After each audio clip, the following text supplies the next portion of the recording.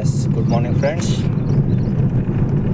ಇವತ್ತು ನಾವು ಇನ್ನೊಬ್ಬ ನಮ್ಮ ಅಂಬಾಭೈರವ ಡ್ರೈವಿಂಗ್ ಸ್ಕೂಲ್ಗೆ ಇನ್ನೊಬ್ಬ ವಿದ್ಯಾರ್ಥಿಯನ್ನು ಪರಿಚಯ ಮಾಡ್ತಾ ಇವತ್ತಿನ ಕ್ಲಿಪ್ಪನ್ನು ಮಾಡೋಣ. ನೋಡಿ, ಇವರು ಶಿಕ್ಷಕರು, ಬೆಂಗಳೂರು ಮೂಲದವರು. ಇಲ್ಲೇ ಚೆಬನೂರಲ್ಲಿ ಇವರು ಶಿಕ್ಷಕರು ಅಂತ ವರ್ಕ್ ಮಾಡ್ತಾ ಇದ್ದಾರೆ. ಸೊ ಇಷ್ಟು ಒಳ್ಳೆ ಸುಸಂಸ್ಕೃತ ಜನ ಕೂಡ ನಮ್ಮ ಅಂಬಾಭೈರವ ಡ್ರೈವಿಂಗ್ ಸ್ಕೂಲ್ಗೆ ಟ್ರೈನಿಂಗ್ ಆಗಿ ಬರ್ತಾ ಇದ್ದಾರೆ.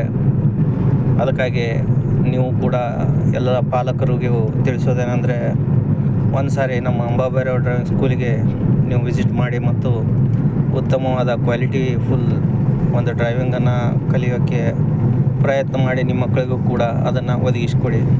ಈಗ ವಿಷಯ ಏನಂದರೆ, ರಾಜ್ಯದೆಲ್ಲೆಡೆ ಡೆಂಗ್ಯೂ ಪಸರಿಸ್ತಾ ಇದೆ. ಅದರ ಏಮ್ ಇರೋದು ಮಕ್ಕಳು, ಸಣ್ಣ ಮಕ್ಕಳು, ಚಿಕ್ಕ ಮಕ್ಕಳು. ನೋಡಿ ಫ್ರೆಂಡ್ಸ್, ಇದೀಗ ಶಾಲೆಗಳು ಪ್ರಾರಂಭ ಆಗಿವೆ. ಮಕ್ಕಳು ಅತ್ಯಂತ ಉತ್ಸಾಹದಿಂದ ಶಾಲೆಗೆ ಹೋಗ್ತಾ ಇದ್ದಾರೆ. ಅವರಿಗೆ ಯಾವುದೇ ಥರದ ತೊಂದರೆ ಆಗದಂತೆ ನೋಡ್ಕೊಳ್ಳೋ ಜವಾಬ್ದಾರಿ ಪಾಲಕರಾದ ನಮ್ಮದಿದೆ. ಈ ಕಾರಣದಿಂದ ನಾವು ಮಕ್ಕಳನ್ನು ಅತ್ಯಂತ ಸುರಕ್ಷಿತವಾಗಿಡಬೇಕು. ನೋಡಿ, ಡೆಂಗ್ಯೂ ಬರಬಾರ್ದು ಅಂತಂದರೆ ನಮ್ಮ ಮನೆಯ ಸುತ್ತಮುತ್ತ ಇರ್ತಕ್ಕಂಥ ಒಂದು ವಾತಾವರಣನ ಕ್ಲೀನ್ ಇಟ್ಕೋಬೇಕು. ಎಲ್ಲೂ ನೀರು ನಿಲ್ಲದೇ ಇರುವ ಹಾಗೆ ನೋಡ್ಕೋಬೇಕು. ಚರಂಡಿಗಳು ಸ್ವಚ್ಛತೆಯನ್ನು ಮಾಡಬೇಕು. ಅದೇ ಥರ ಆ ನಿಂತ ನೀರಲ್ಲಿ ಮಕ್ಕಳು ಆಟ ಆಡ್ದಾಗೆ ನಾವು ನೋಡ್ಕೋಬೇಕು. ಡೆಂಗ್ಯೂ ಇದರ ಒಂದು ಸೊಳ್ಳೆ ಕಚ್ಚೋದ್ರಿಂದ ಬರ್ತದೆ.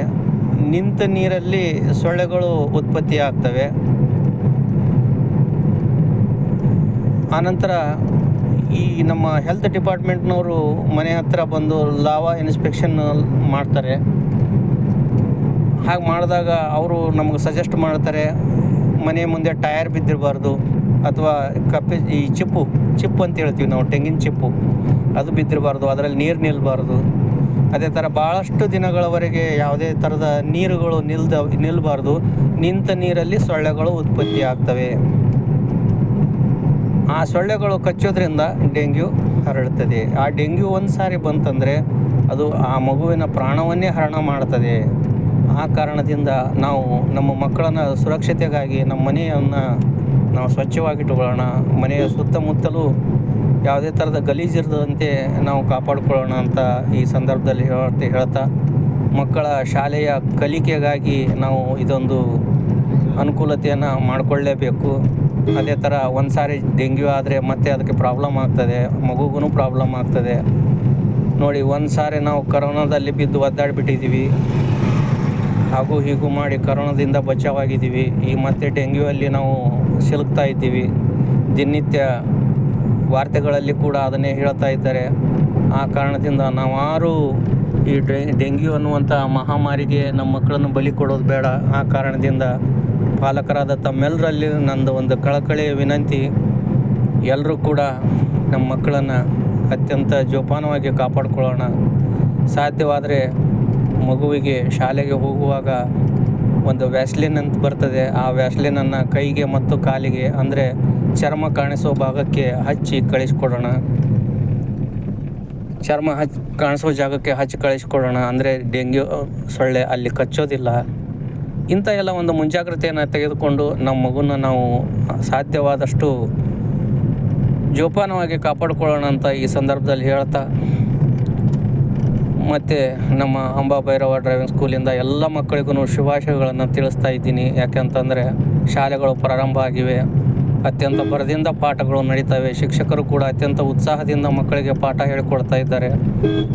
ಅದಕ್ಕೆ ಯಾವುದಕ್ಕೂ ತೊಂದರೆ ಆಗೋದು ಬೇಡ ಈ ಮಹಾಮಾರಿಯಿಂದ.